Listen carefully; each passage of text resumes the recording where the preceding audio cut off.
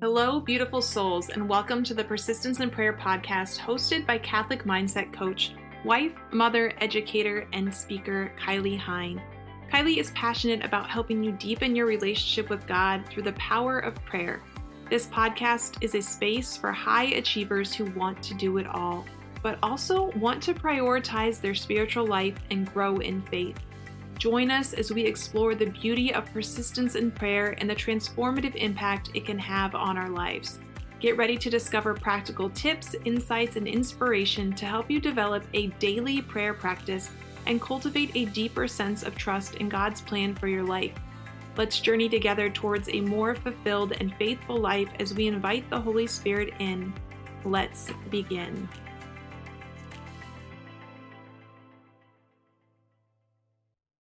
Hello, friends, and welcome back. I am so blessed that you are here today to join me as we continue to persist in our prayer lives and growing closer to our Lord and developing a greater intimacy with Jesus through stories, through advice and tips from myself, which I have gained from other people, or from other people actually coming on and sharing their stories. This is a ministry that I will forever be grateful that God has called me to, and I'm so glad that you are journeying along with me. Speaking of going on a journey, if you have ever wondered what God is calling you to, if you have ever wondered why does it feel like all the walls are crashing in around me right now? Why does it seem like it's one thing after another, or we have really, really high highs and low lows? I encourage you to join me in my free book study, Spiritual Warfare and the Discernment of Spirits. We are going to read that book by Dan Burke. It is so great. If you like to read, awesome. You get to read a book. You get to hang out with a really great community of people. You can do it from your own home. We're going to meet on Monday nights at 6:30 p.m. Central, starting on August 7th. And if you don't really like to read, guess what? This is for you too, because the most you're ever going to have to read in a week is 19 to 20 pages. And that's like 2.5 pages a day. So you can do this. Even if you don't like to read, I promise you it will be worth it. Or just show up for the discussion, because that in and of itself is going to be worthwhile. It is going to help you grow in virtue and on the path to holiness. So sign up. Check the show notes for the link. It is not too late. You do not have to have anything read for the first week. So if you're listening to this and you're like, shoot, that's only a couple days away, it's all right. You don't have to have anything read by August 7th. That first week, we are going to jump in looking at John 1:38 and laying the foundation so that you can get the most out of this book that we are going to read together. All of that being said, I have one more thing before we get started. Yesterday was the feast of St. Ignatius. And one of the beautiful gifts that he has given us is the daily examen, which comes from the spiritual exercises. If you want to learn more about that, you can listen back to some of the other podcast episodes, but you can also download the temperaments examen from my website, and that is free as well. But just in honor of the Feast of St. Ignatius, I think it's a really great time to learn more about that practice if it's not something you do, or maybe grow in consistency of that practice. When I work with individuals that I'm coaching, adding in the daily examen is one of the most difficult for them, because they tend to do it later at night. And as busy, high overachievers, we are tired at the end of the day because we push ourselves so much from the time we wake up to the time we go to bed. So it's a really great practice. We need that prayer and reflection, as St. Teresa of Avila tells us, to enter that the interior castle. Someone recently reached out to me and said, your examen is wonderful. There's been a lot going on lately, but I absolutely love your daily examen. It helps make the practice make sense to me, and it's also very helpful to have a guide specifically for the temperaments. I love that you included a little bit of sacred art in there. A temperaments examen is such a cool idea. And then she went on to share that she hoped to share the examen with some of the people in her network. So again, if you haven't seen it yet, I encourage you to head on over to my website and do that. All right. So now that those details are out of the way, I want to tell you something.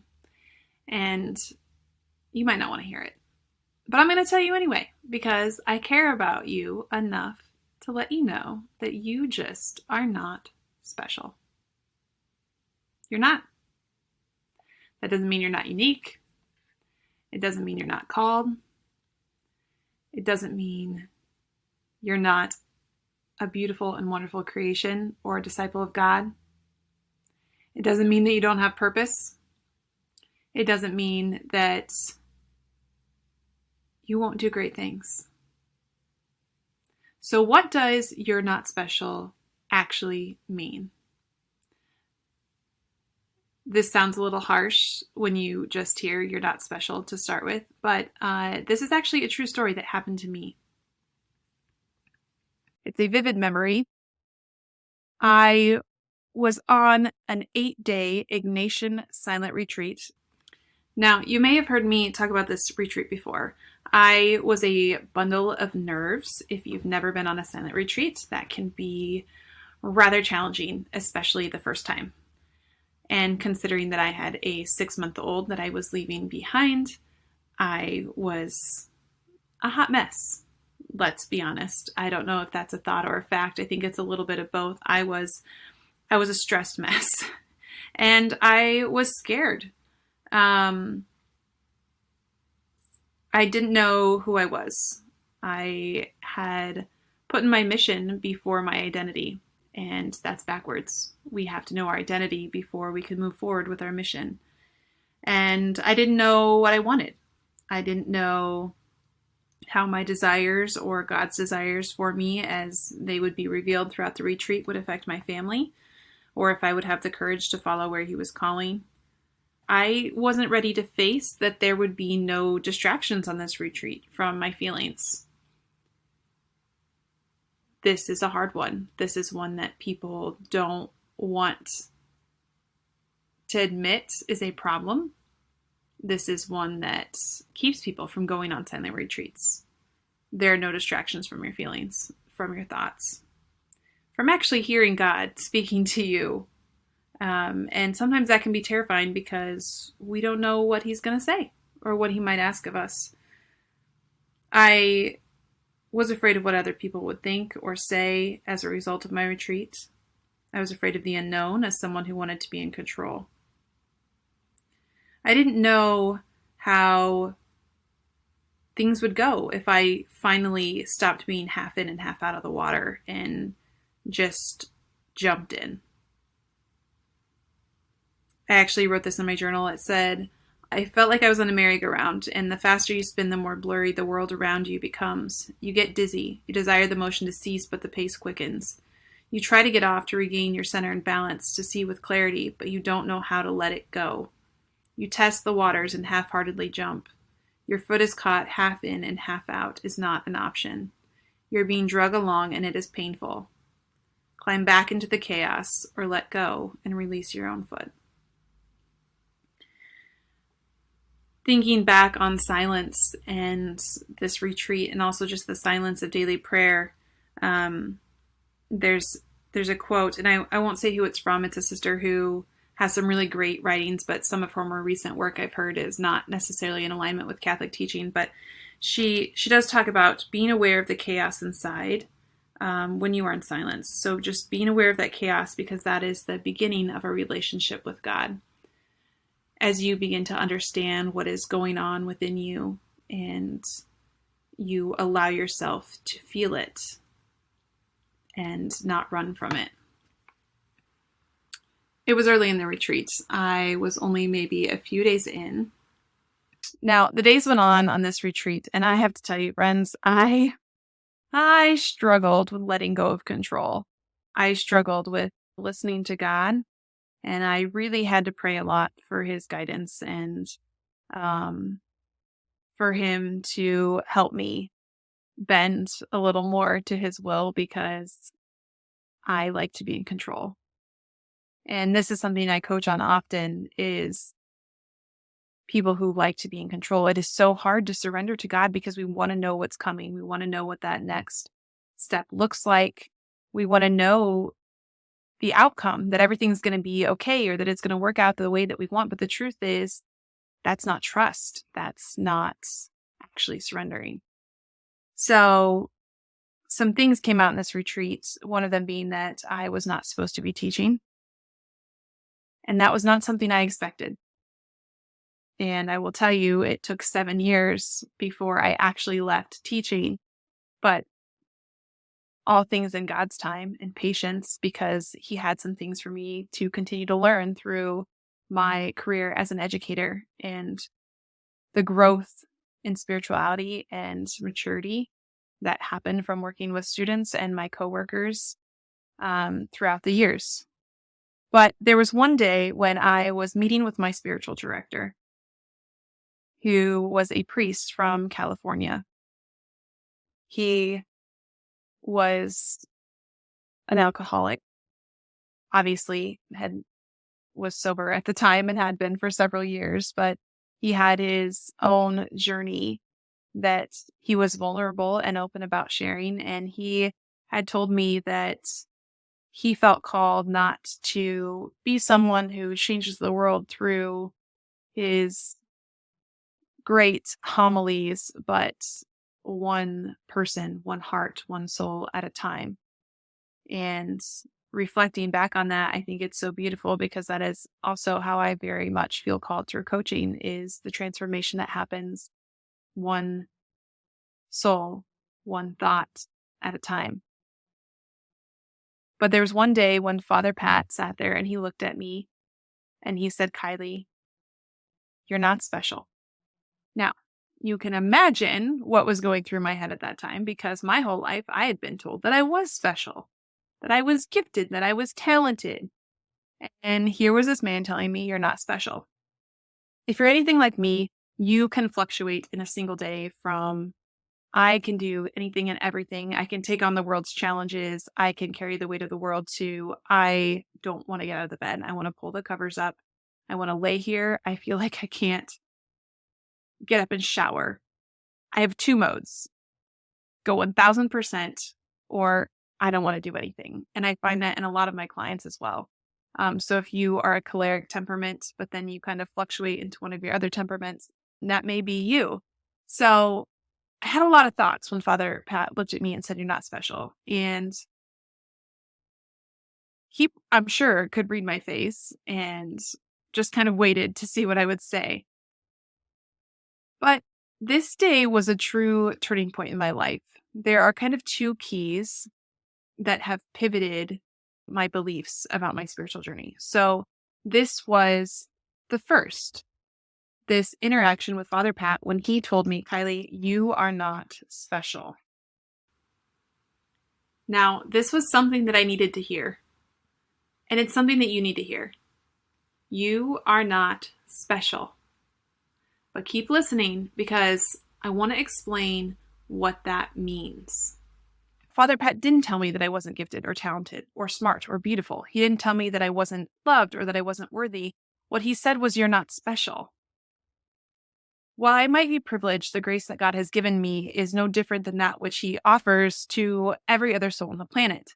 And what he meant by this statement was that I am at no advantage or disadvantage over anyone else.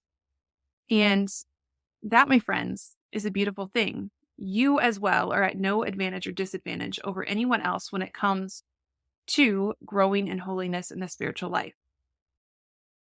Your advantages come from your choice to grow in self-awareness, your choice to show up in prayer, your choice to prioritize God and put Him first, and to be persistent in your prayer and persistent in asking for His grace and persistent in asking for Him to help you to grow in virtue, in your persistence to develop a plan of life and have a way of being that you are dedicated to showing up every day.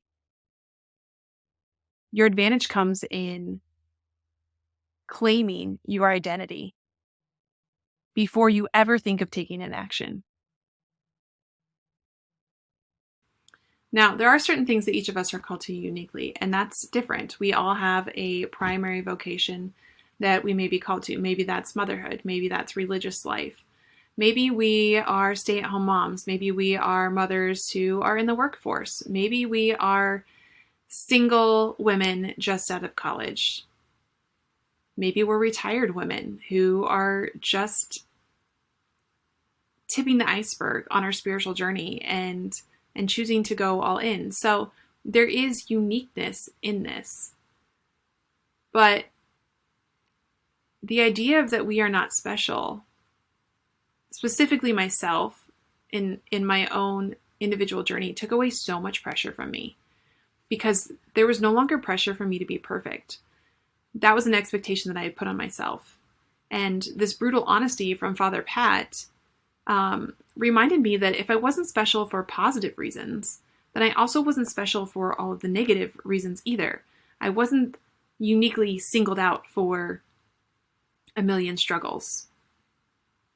Are there certain struggles that God is allowing me that he doesn't allow in other people's life? Yes, but we all have struggles. We all have similar thought patterns. We all have ways that we carry crosses, but we all still have crosses. I wasn't special because I had struggles. I wasn't special because I lacked confidence or had doubts. And through this experience, I realized that I couldn't be perfect at everything, or anything for that matter. So it was time to let this ideology go. But also, this statement, Kylie, you're not special, gave me the freedom to recognize that I was called and born for greatness and holiness as well. So are each of you. I think it's really easy to look at the lives of the saints and say that they were special, that God called them uniquely, and he couldn't possibly be calling us to that same standard, to that same life, to that same union with him. And again, we are all called in different ways, but we are all still called to holiness. You are not the exception. You are not so special that God said, everyone else is called to holiness, but not you. Nope. You don't get to be holy. That didn't happen. We are all called to greatness. We are all invited to be exceptional human beings in our own unique and individualized ways. So as you think about that, think about where in your life have you questioned your call for greatness? Have you questioned your individuality? Several years ago, I was teaching middle school math, and there was this competition called the Math Counts Video Challenge. And at this point in time, when you submitted a video for this challenge, or your students submitted a video, because I could give them advice, but I could not help them solve their problem in any way. I couldn't develop the script for their video. They had to do everything on their own. And the first year that we tried this, I was really frustrated because there was a group of middle school girls, and they were excited about this opportunity to submit their video, to be judged, to see what they could do. And there was a comment from another high schooler who said that they didn't have a chance of being recognized. And the comment wasn't meant to be mean. I probably would have thought the same thing when I was in high school, like, oh, small town kids, there's no way they're going to be recognized. But I don't know what it is that makes us believe that we or those people around us can't be someone who does amazing and wonderful things on a large scale. We know from history that those who come from backgrounds who don't have all the skills, who seem to be quote unquote the nothings, are the ones who rise to greatness. So why do we believe something different about ourselves?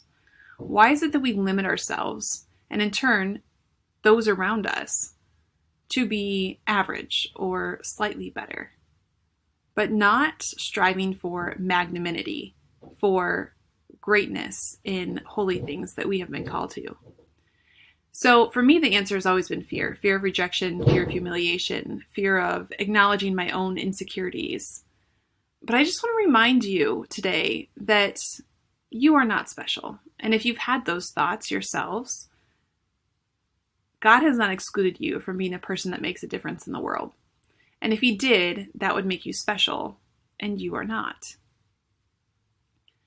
Now, those middle school girls that submitted their video did not win that first year, but I can tell you that the following year, they made it to the semifinals, the national semifinals, and they won themselves a free trip to Florida. Now, COVID happened that year and we weren't able to go, but I think that the key to this story here is that they didn't let someone else's opinion keep them from moving forward. So often we find ourselves overwhelmed by all of the obligations that we have as high achievers. Many of those obligations that we may or may not want to admit we put upon ourselves, whether it's through our perfectionism, whether it's through our desire to continue to learn, to have a million tabs open in our brain, always processing something new and different, whether it's our longing for creativity, to not be put in a box, to make the world a better place. These are all wonderful, wonderful things. But when we have too many of them, we limit ourselves. Or we doubt how far we can take these skills and take these gifts. So we make ourselves smaller rather than allowing God's light to shine through us. To take our 2 loaves and a few fish and multiply them. So I want to invite you that the next time you have this thought in your head that says, not you, you don't have the skills, these doors continue to close on you, this one's not possibly going to stay open, you're not enough, it's not going to work out, people are going to judge you, people are going to criticize you. I want you to respond to that thought with, so what? So what if somebody does it better? That doesn't mean you can't be great. So what if somebody does it different? I told you at the beginning that there were 2 keys that really changed the trajectory of my thoughts in my spiritual life and what I thought it should look like.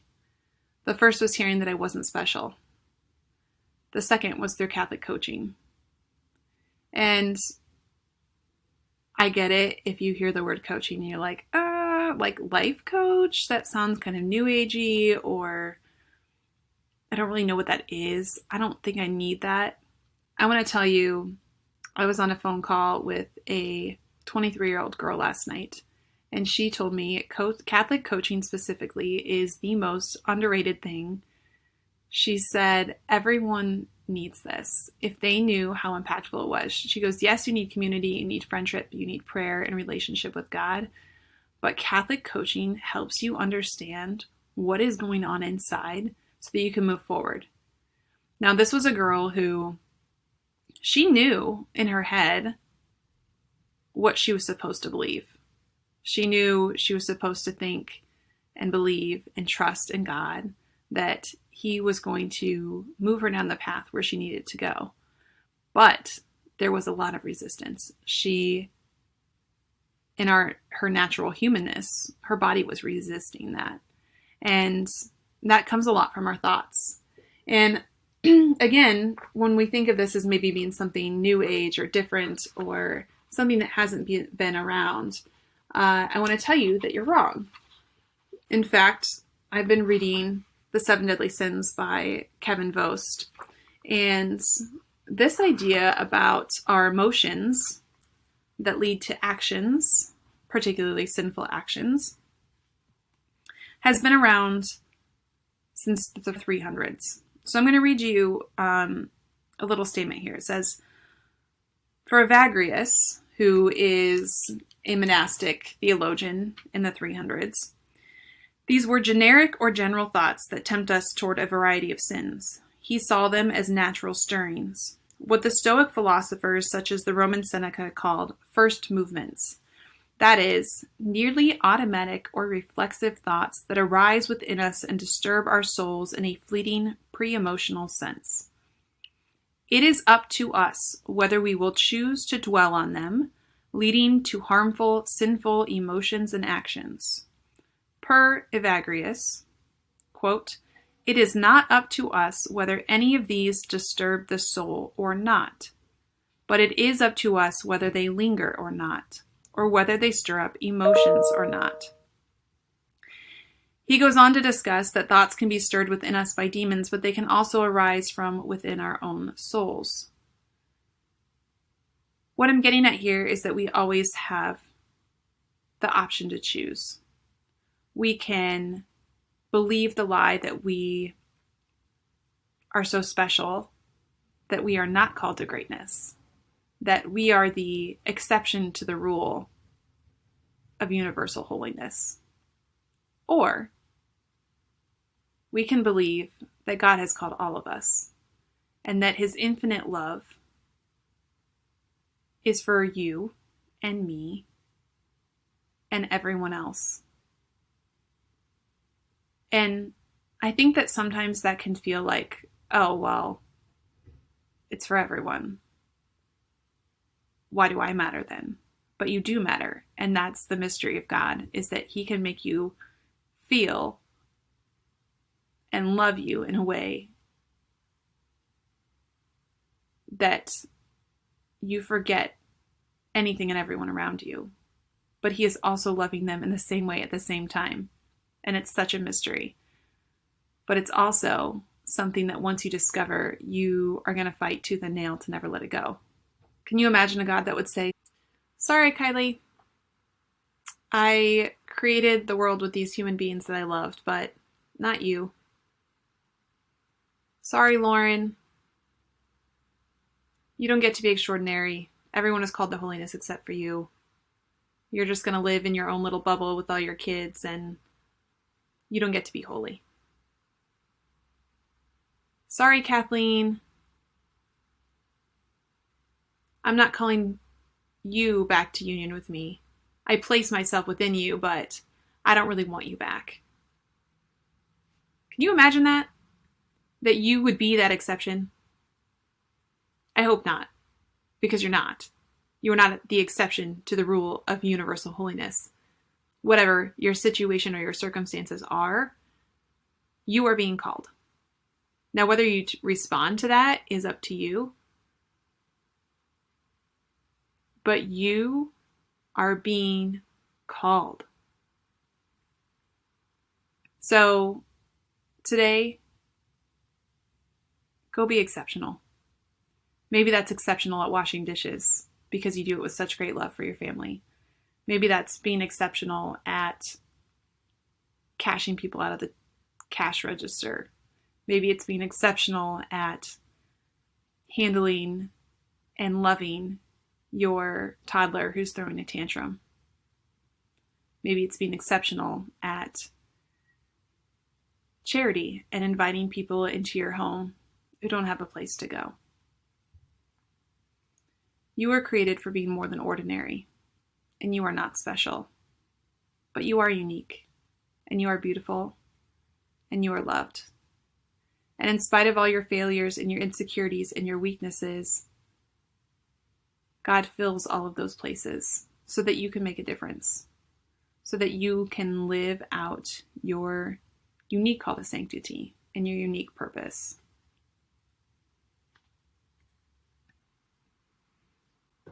You aren't special, friend. Now, that doesn't mean that God's going to fix everything for you, because we learn through the struggles. We learn through the opportunities that he gives us to either resist the lies, to consent to the voice that comes either from ourselves or from the evil one that leads us to sin, or we learn to reject it the second it enters, and we choose to lean on Christ to help us.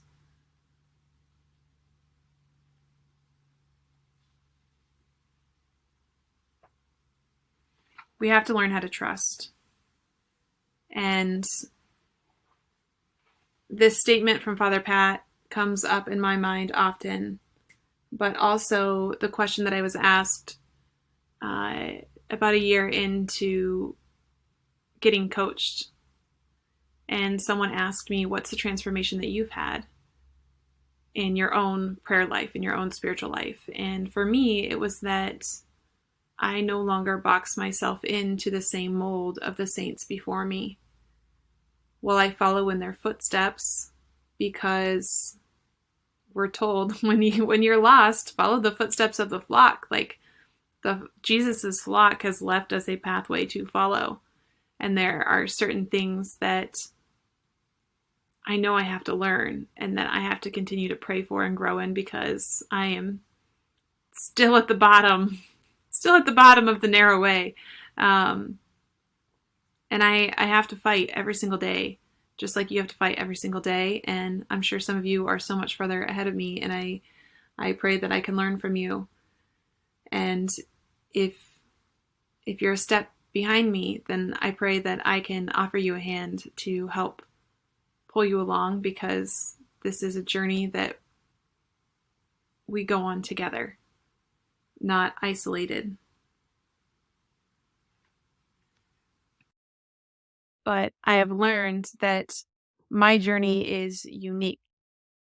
And just because I am a mother, or rather, because I am a mother, I am still called to contemplation. I'm not excluded because of my circumstance. I'm not excluded because of my past. I'm not excluded because of my gifts. I am very much included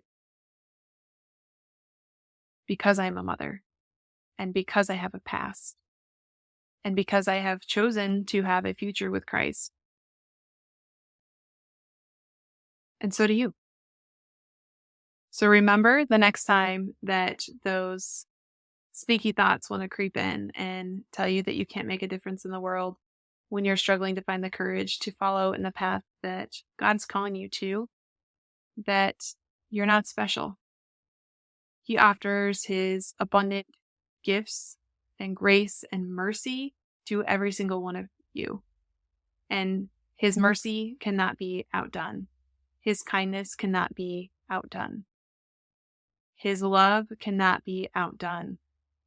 So there's nothing in your past or in your future that cannot be overcome. There's nothing in this moment that cannot be overcome. And you are called to be extraordinary in your own way, serving with abundant love, but always recognizing identity before mission. Thank you so much for journeying with me. And I would love to hear from you. What do you want to hear more of on this podcast? What has been helpful? What topic do you just really wish that I would cover?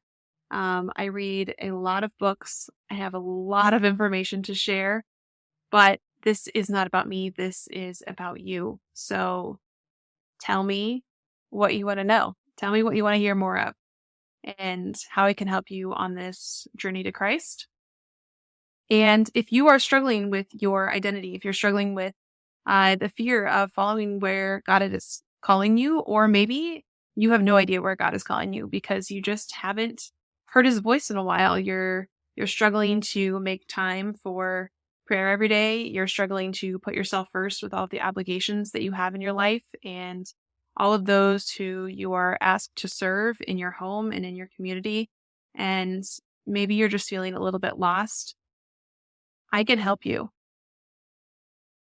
As a Catholic mindset coach, as an educator, as someone who God has just put on my heart to help serve others and bring them back to Christ, I will hold the space for you and allow him to work. So while I cannot be the change agent, I can provide the space and the resources and the tools to let God work in your life. So reach out to me if you're interested in experiencing Catholic coaching. You can find out more information about my coaching packages on my website. I have a 4-week, and a lot of people are actually preferring the 12-week just because we get to go so much deeper.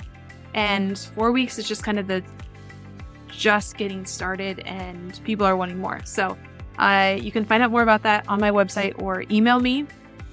And in the meantime, check out the book study and join in on our free group coaching. You can get coached right there, absolutely free. And I hope that I will see you all on August 7th. It is my birthday, so grant me the beautiful birthday gift of your face showing up to journey closer to God through spiritual warfare and discernment of spirits.